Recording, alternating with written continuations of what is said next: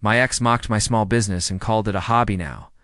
She's one of my customers and doesn't even know it's me she's paying. I'm a 28-year-old guy. I used to believe that ambition and love went hand in hand. When I met Haley, I was still figuring things out, but I had something most people my age didn't: direction. I wasn't rich, I wasn't flashy, but I was building something. I ran a small custom woodwork shop out of my garage and sold pieces online, everything from engraved cutting boards to handcrafted desks. During the day, I worked part-time at a hardware store. At night, I'd sand, stain, and carve until my hands went numb. We met at a networking mixer downtown. She was this magnetic, fast-talking marketing manager with a sharp laugh and sharper opinions. I was quiet, more observant, but she said she liked that about me. Said I had old soul energy. When I told her about my woodworking, she smiled and said, "I love a man with passion. That kind of drive is rare." That night, she walked me to my car and kissed me like I was already somebody. At first, she'd sit in the garage while I worked, sipping wine and asking questions. "How do you get the lettering so clean? What's the weirdest order you've gotten?" I'd explain wood grains and laser etching, and she'd nod like she was impressed. I thought she got it, thought she got me. But over time, the compliments stopped. The curiosity turned into silence. One night, while I was hunched over a custom order, she peeked in and said, "You're still doing that little hobby thing, huh?" She laughed like it was harmless, like it wasn't the thing I was building my life on. I told myself she was just teasing, that she didn't mean anything by it, but deep down, felt something crack, and that was only the beginning. At first, it was small things, comments that could have passed as jokes if they didn't sting so much. When I'd tell her about a big order coming in, she'd smile and say, "That's cute, babe. You're really making progress with your little shop." Little shop. The word stuck like splinters at dinners with her friends. She'd talk about her job in marketing, her campaigns, her deadlines. Then someone would turn to me and ask what I did. Before I could open my mouth, she'd answer for me. "He's into woodworking, like those handmade Etsy things. It's his passion project." Everyone would nod politely, then move on. I'd sit there, pushing food around my plate, feeling like a child showing off macaroni art. One night, I confronted her after another dinner like that. "Why do you keep calling it a hobby?" "It's my business." She looked up from her phone and laughed. "Come on, don't be so sensitive. I'm proud of you. I just don't want you to sound unrealistic." "Unrealistic?" I asked. She sighed, the kind of sigh that made me feel stupid for even questioning her. "Babe, you sell cutting boards online? You can't compare that to people who have actual careers." I didn't have a comeback, just silent sand, the heavy hum of my garage lights when I went back to work later that night. I sanded for hours, the sound of friction drowning out her words. Every sale that came through my website after that felt like proof I wasn't crazy for believing in myself. But every time she'd say, "You're wasting so much time out there," it chipped away at that belief. Still, I stayed. Because I loved her. Because I thought if I worked hard enough on my craft, on you she'd see what I saw. But I didn't realize how much worse her jokes were about to get. The turning point didn't come with a fight. It came with an email I had just finished. A massive custom dining table for a newlywed couple, solid oak, live edge. Took me 3 weeks. While I was photographing it for my site, Haley came into the garage holding her laptop. "You need to apply for this," she said, spinning the screen toward me. It was a marketing internship, entry-level, corporate. I blinked. "Why would I do that?" She rolled her eyes. "Because this is a real opportunity. You're talented, but this woodworking thing, it's not going anywhere serious. You're almost 30. Don't you want stability?" I stood there, hands still covered in sawdust, staring at her like she'd slapped me. "You think all this is just playing around?" Her voice hardened. "No, I think you're clinging to a fantasy. It's time to grow up." I didn't yell. I didn't curse. I just said, "I'm not giving this up for some desk job I don't want." And that's when she gave the ultimatum. "If you won't take this seriously, if you'd rather be some starving artist than build a real future with me, then maybe we want different things." The silence that followed felt like an earthquake. She left that night. No big blowout, no tears. Just packed her things and mumbled, "Good luck with your little dream." And just like that, 2 years unraveled in 2 hours. I didn't sleep. I sat on the floor of the garage, staring at the unfinished edge of that table. Her words echoed louder than any tool in that room. "You're almost 30. Don't you want stability?" All I ever wanted was stability. But I wanted to build it with my own hands. And now I had no relationship. No backup plan. Just a garage full of sawdust. And something to prove. After Haley left, I didn't talk to anyone for weeks. No calls, no texts. Just the sound of sanders, saws, and silence. I buried myself in work not because I wanted to distract myself, but because it was the only thing that still felt like mine. I'd wake up at 6, eat oatmeal standing over the sink, and head straight to the garage. No heat in the winter, no AC in the summer, just concrete, wood, and the raw need to build. I revamped my website, learned how to edit product photos better, bought a secondhand DSLR and started filming time lapses of my process just to show people the work behind each piece. I'd upload to Instagram and TikTok at night, usually after midnight. My following was small, but I noticed something. People cared. They asked questions. They shared my videos. Some even placed orders. Still, I didn't tell anyone what I was doing, not even our mutual friends. I didn't want sympathy or questions like, "So, are you okay?" I was done trying to prove myself in conversations. The only proof I needed was in the grain of the wood, the curve of a perfect bevel, the ping of a sale notification on my phone. I reinvested every dollar. New tools, better lighting, nicer packaging. I designed logo stickers for each box. It wasn't much, but it felt real. One night, as I was packing up a handmade jewelry stand for a customer in Oregon, I caught myself whispering, "You're not a hobby."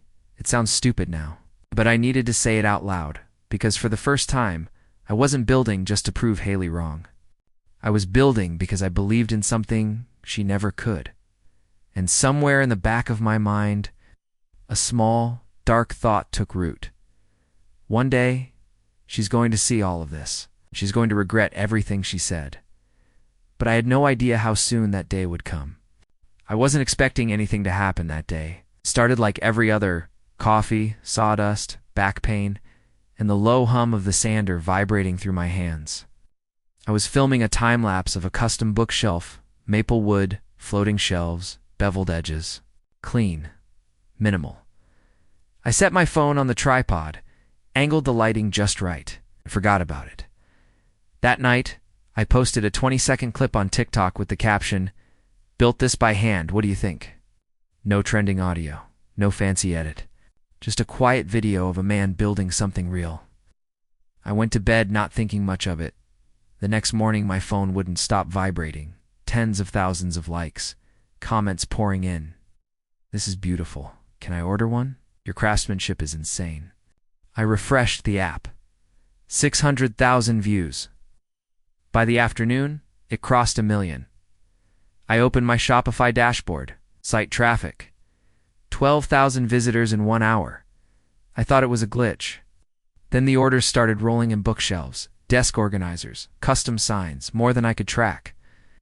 I stayed up until 4 a.m. replying to emails and trying to restock listings.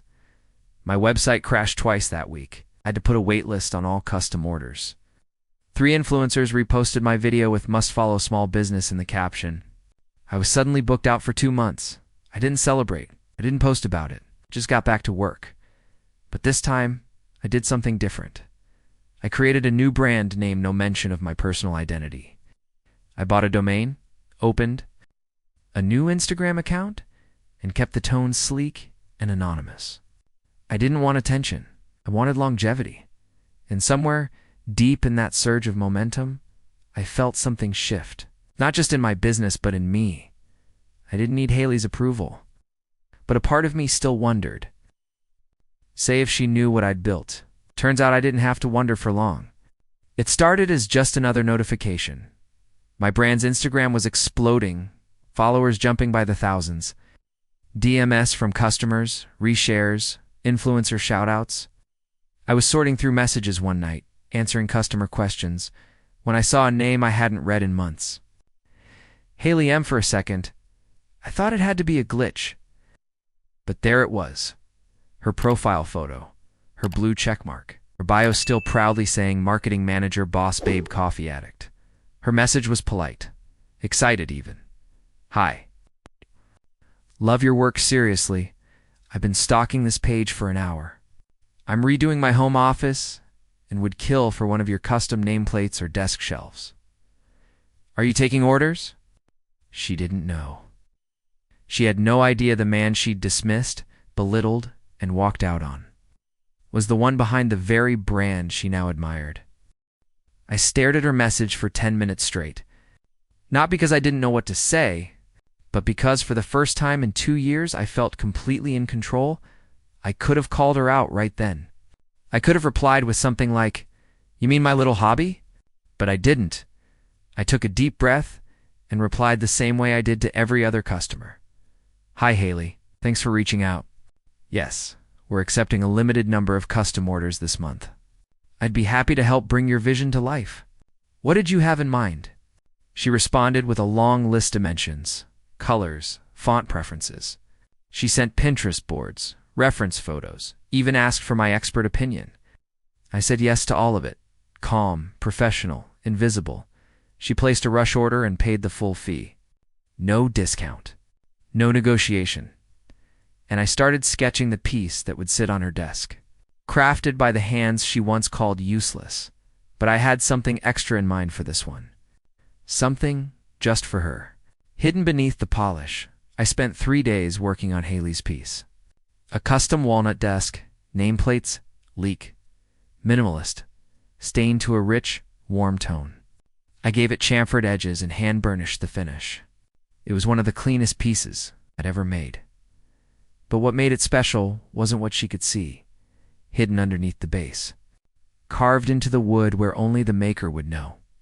Were 8 tiny words burned in with my precision engraver, "From the hobby you threw away."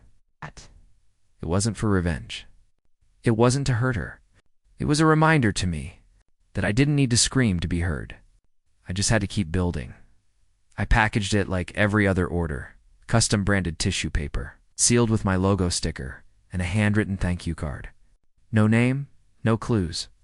Just, "Thank you for supporting independent craftsmanship." She received it 3 days later. I watched from my business account as she tagged me on her Instagram story. At brand name is next level. Obsessed with this custom piece. Heart emojis. Hashtags praise. The same woman who once called my work. Playtime with power tools was now showing it off to her 20K followers like it was gold. I didn't reply. I just watched. Then came the real kicker. She demit again. "Seriously, everyone in my office is asking where I got it. You're gonna blow up." One typed out 3 replies. Deleted all of them. Then sent just 2 words. "Appreciate it." That was it. No mic drop. No drama, no grand reveal. She was now one of my customers, paying top dollar for the craft she once mocked. And I wasn't done watching the irony unfold, because this wasn't just about one order. It was the start of something bigger. And Haley was just the first to pay her price literally. I never posted my face anywhere. Not on the brand page, not on the website, not even in behind-the-scenes reels. It was all hands, wood, motion, polish. I wanted the work to speak for itself. Not the man behind it, but mutual friends. They started putting 2 and 2 together. It started with Emma, an old friend from college who followed both me and Haley. She sent me a DM one evening that just said, "Wait, is this your business?" I stared at the message and debated. Then I just sent back a thumbs dash up. Emma replied with a laughing emoji. "Dude, she brags about that nameplate at every brunch. Says it gives her CEO energy." I didn't know whether to laugh or throw my phone across the room. But it didn't stop there. At a small gathering, a few weeks later, one of our mutuals tagged Haley in a story.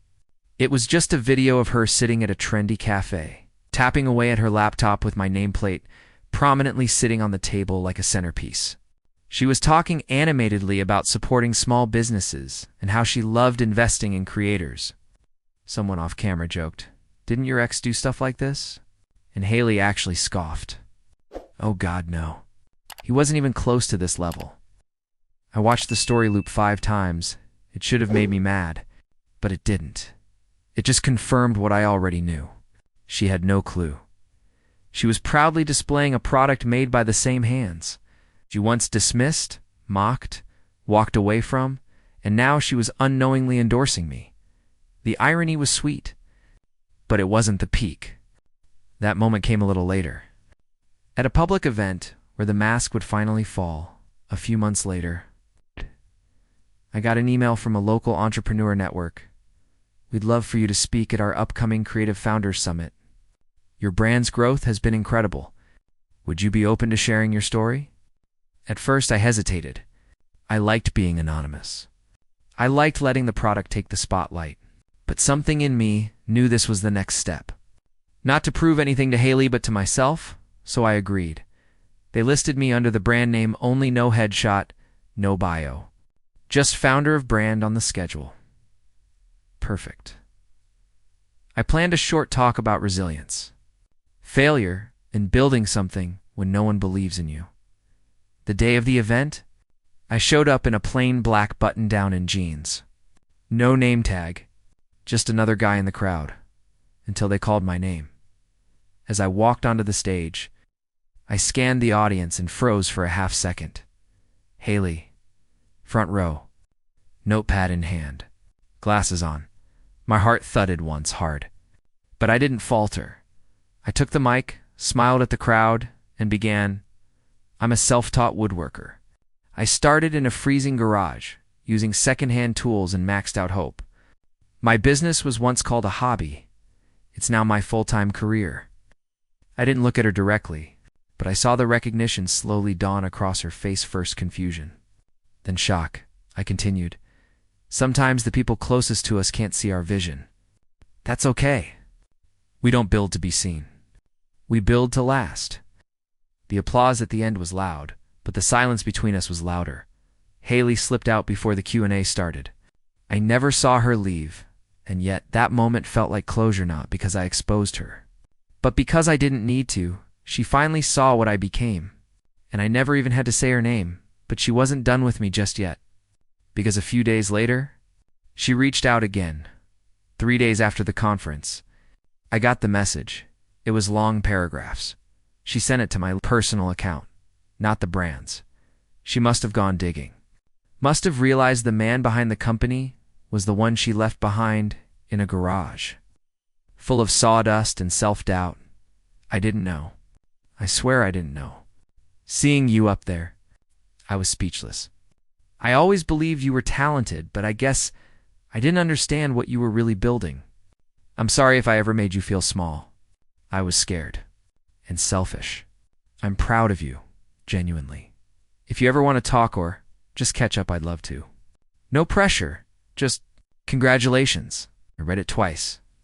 Then once more. It wasn't angry. It wasn't manipulative. It was honest. Probably the most honest thing she'd ever sent me. But I didn't feel joy, or anger, or vindication. I felt still. I didn't need her apology, but I understood why she sent it. People don't always know when they're breaking something until it's already shattered. I opened the reply box, typed something simple. Thanks. Wishing you the best. Then I deleted it, not out of spite, but because I didn't owe her a response. Not anymore. Instead, I screenshotted the message and saved it in a folder on my desktop labeled Fuel. A silent reminder of where I started, and who helped push me, intentionally or not. Because some people teach you how to build. Others teach you what to walk away from.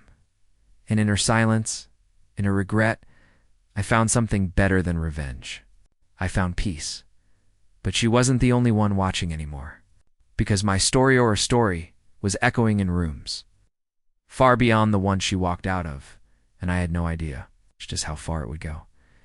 If you had told me 2 years ago that people would be asking me for advice, I would have laughed hard. But now, every week, I get emails and DMs from strangers, woodworkers, painters, jewelry makers, even high school kids with 3D printers asking how I did it. How I went from garage hobbyist to full-time creator. How I dealt with people not taking me seriously. How I kept going when no one clapped, so I started replying. Every message, every voice memo, every tip I wish someone had given me. Eventually, I launched a small mentorship group, free Zoom sessions on weekends, just a handful of creators at a time. We don't talk about going viral or how to scale. We talk about rejection, imposter syndrome, the weird shame of caring too much about your craft in a world obsessed with quick wins. I tell them what I wish someone told me. If they don't believe in you now, it's not your problem. You don't need their permission to succeed. And every time I say it, I think of her. Not with bitterness, with clarity, because without Haley's disbelief, without the sting of her laughter, the eye rolls, the real job jabs I might have, never pushed this far, never built past the self-doubt, never realized that sometimes what breaks you is what builds you. I kept her name out of every story I shared, not out of kindness. But because she was no longer central to my journey, my brand wasn't born out of revenge. It was born out of refusal. Refusal to shrink. Refusal to fold. Refusal to give up just because someone else couldn't see it. And now, as I look at the list of mentees for this week's session, one name jumps out. Haley. I don't click it. I don't confirm. I just sit there, smiling quietly, because maybe now she finally sees what I always did. But I've moved on from proving anything to her, and I had one last encounter before this chapter closed. A few weeks later, I stopped by this cozy little cafe on Ninth a Kind with indie playlists, chalkboard menus, and overpriced pour-overs. I just wrapped a client meeting nearby and needed a breather. I grabbed a seat near the window, sipped my coffee, and pulled out my notebook to sketch a new shelving design. And that's when I saw her, Haley, sitting 2 tables away. Laptop open, earbuds in, typing away like the world didn't exist, and right there on the table next to her MacBook was the nameplate I made. My nameplate. Same walnut finish. Same beveled edges. Sitting in the sunlight like a little crown, she had no idea I was there. No dramatic movie moment. No slow motion stare down. Just me, watching quietly from behind a pair of sunglasses. For a minute, I thought about walking over, saying something clever. Nice desk piece. A real professional must have made it. But I didn't, because the truth is I didn't need to say a word. She was sitting in public, proudly displaying the work she once mocked. Living with the things she said would never go anywhere, and I was free. Free from the need to be seen. Free from the urge to rub it in. Free from the weight of her doubt. I watched her laugh at something on her screen. She looked lighter. Maybe she'd changed. Maybe she hadn't. I didn't care. I finished my coffee, left a tip, and walked out without her ever knowing I was there. Sometimes the sweetest revenge isn't a speech or a confrontation. Sometimes it's just watching the world come full circle silently. I walked back to my car, turned the key, and glanced at my hands on the wheel scarred, calloused, tired. And steady, this wasn't a hobby. It never was. It was the life I built with my own 2 hands. And now, even the people who doubted me, can't stop paying for it.